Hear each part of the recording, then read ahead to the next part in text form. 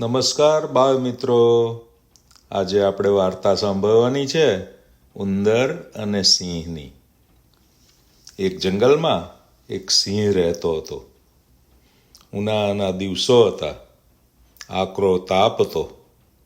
સિંહ ગરમીથી અકાઈ ગયો હતો. તે ઝાડને છાંયે બેસી ઊંઘતો હતો. એવામાં એક ઉંદર ત્યાં આવી ચડ્યો.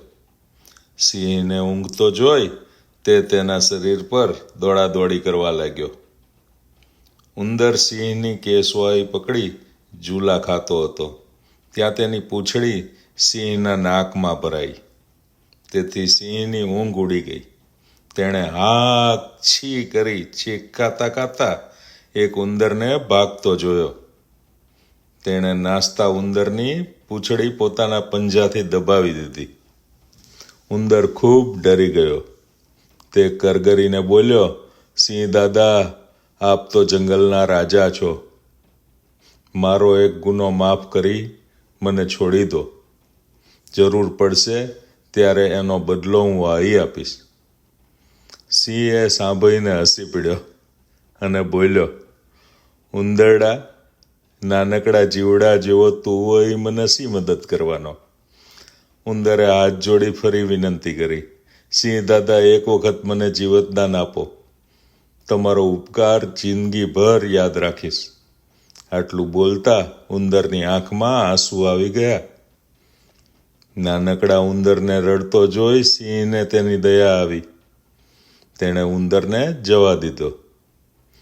થોડાક દિવસ પછી સિંહને પકડવા શિકારીઓ જંગલમાં ઘૂસી ગયા. તેણે સિંહને પકડવા જાળ પાથરી. પછી જાળને સૂકા પાંદડાથી ઢાંકી દીધી. સિંહ ત્યાંથી ચાલવા લાગ્યો. પણ તે શિકારીએ પાથરેલી જાળમાં ફસાઈ ગયો. શિકારીઓએ તેને જાળમાં બરાબરનો બાંધીને ઝાડની ડાળીએ લટકાવી દીધો. પછી તેઓએ તે સિંહને લઈ જવા માટે એક મોટું પિંજરું લેવા ગયા. સિંહે જાળમાંથી છૂટવા ઘણા ફાંફા માર્યા, પણ કંઈ વળ્યું નહીં.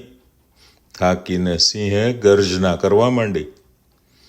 નાનકડા ઉંદરે સિંહની આ ગર્જનાઓ સાંભળી. તે સિંહનો અવાજ ઓળખી ગયો. તરત જ તે સિંહ પાસે દોડી આવ્યો. આવીને જુએ તો સિંહ દાદા ઝાડ ઉપર જાળમાં બંધાયેલા હતા. ઉંદર બોલ્યો, સિંહ દાદા, ધીરજ રાખો. શિકારીઓ તમને લેવા આવે તે પહેલાં જ હું તમને બંધનમાંથી છોડાવી દઈશ. એમ કહી ઉંદર ઝાડ ઉપર સડસડાટ ચડી ગયો. પોતાના તીણા દાંતથી ઝાડ કાપવા માંડી. Cut cut cut. જોતામાં તીણા દાંત વડે આખી ઝાડ કોતરી કાઢી. ઝાડ કપાતા સિંહ ભફાંગ અવાજ સાથે જમીન પર પડ્યો. છુટકારાનો દમ લેતા તે બોલ્યો, મિત્ર, તારો આભાર. મોટાઈમાં ફૂલાઈને તને નાનો જાણી તારી ખોટી અવગણના કરી, પણ હવે મને પસ્તાવો થાય છે. સિંહની વાત સાંભળી ઉંદરને સંતોષ થયો કે ભલે પોતે નાનો રહ્યો, પણ પોતાના પર થયેલા ઉપકારનો બદલો તે બરાબર વાળી શક્યો હતો.